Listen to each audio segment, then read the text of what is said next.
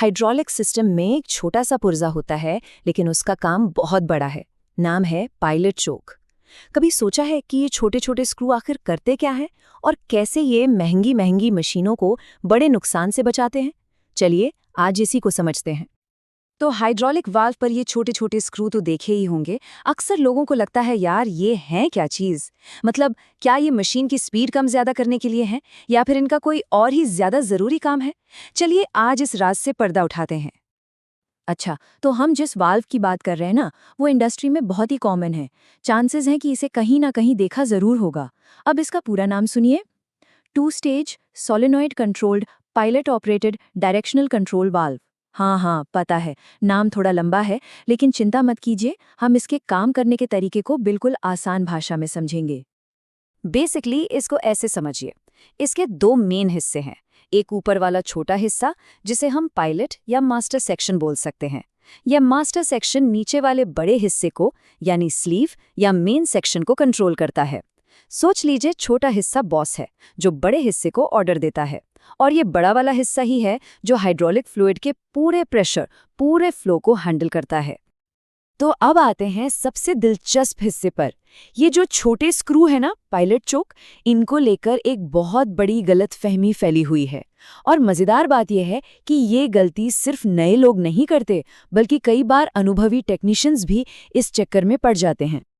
और ये गलतफहमी इतनी कॉमन है कि इसको साफ साफ बताना बहुत ज़रूरी है। आमतौर पर लोग क्या सोचते हैं कि इन चोक को थोड़ा घुमा दो, टाइट कर दो या ढीला कर दो तो सीधा हाइड्रोलिक सिलेंडर या मोटर की जो फाइनल स्पीड है वो कंट्रोल हो जाएगी। लेकिन सच्चाई इससे बिल्कुल अलग है। ये सोच पूरी तरह से गलत है। इनका असली काम तो कुछ और ही है, और यकीन मानिए वो काम मशीन की सेफ्टी के लिए कहीं कहीं ज्यादा जरूरी है। तो सवाल ये उठता है कि चलो ठीक है, गलतफहमी है, पर इससे फर्क क्या पड़ता है? भाई, फर्क पड़ता है और बहुत बड़ा फर्क पड़ता है। अगर इन चोक का सही इस्तेमाल ना किया गया ना, तो मशीन को बहुत भारी नुकसान हो सकता है, खासकर उस वक्त जब हाइड्रोलिक फ्लो अचानक से एक झटके में शुरू होता है। जरा इमेजिन कीजिए, वॉल्व का जो मेन हिस्सा है स्पूल, वो एकदम से झटके से अपनी जगह बदलता है। तो क्या होता है? हाइड्रोलिक फ्लूइड का एक पूरा सैलाब, एक तूफान सा सिस्टम में दौड़ पड़ता है। इससे प्रेशर अचानक से इतना बढ़ जाता है जिसे प्रेशर स्पाइक कहते हैं, और मशीन के पार्ट्स पर जबरदस्त मैकेनिकल स्ट्रेस पड़ता है। रिजल्ट, होस फट सकती हैं, सी लीक हो सकती हैं, और धीरे धीरे मशीन के पुर्जे कमजोर पड़ने लगते हैं। पूरे सिस्टम को एक बहुत जोर का झटका लगता है। तो फिर से वही सवाल, अगर ये चोक मशीन की फाइनल स्पीड कंट्रोल नहीं करते, तो आखिर इनका असली काम है क्या? बस यहीं पर इन छोटे से स्क्रू की असली इंजीनियरिंग जीनियस सामने आती है। तो आइए इस बात को बिल्कुल क्लियर कर लेते हैं। पायलट चोक का काम मशीन की स्पीड कंट्रोल करना नहीं है। इनका काम है वाल्व के अंदर जो मेन स्पूल है, उसके मूवमेंट की स्पीड को कंट्रोल करना। समझ लीजिए ये वाल्व के खुद के लिए एक स्पीड ब्रेकर है। और जब हम इस स्पीड ब्रेकर से स्पूल की स्पीड धीमी कर देते हैं, तो आखिर होता क्या है? हम हाइड्रोलिक फ्लूइड के फ्लो को एकदम स्मूथ, बिल्कुल धीरे धीरे सिस्टम में एंटर होने देते हैं। ये बिल्कुल वैसा है जैसे दरवाजे को झटके से खोलने की जगह उसे आहिस्ता से प्यार से खोला जाए। चलिए अब देखते हैं कि इन चोक्स को एडजस्ट करने से जमीन आसमान का फर्क कैसे पड़ता है। एक छोटा सा कंपैरिजन करते हैं और सब कुछ क्लियर हो जाएगा। देखिए, जब चोक पूरी तरह खुले हैं, मतलब अनएडजस्टेड हैं, तो स्पूल एकदम बिजली की तेजी से इधर से उधर जाता है। वुश! फ्लो ऐसे शुरू होता है जैसे लाइट का स्विच ऑन कर दिया हो, झट से। लेकिन जब हम इन चोक को टाइट करते हैं, एडजस्ट करते हैं, तो वही स्पूल आहिस्ता आहिस्ता बिल्कुल स्मूथली ट्रैवल करता है, और फ्लो एक पानी के नल की तरह धीरे धीरे बढ़ता है, जिससे पूरे सिस्टम को सांस लेने का, एडजस्ट होने का टाइम मिल जाता है। और इसका रिजल्ट क्या होता है?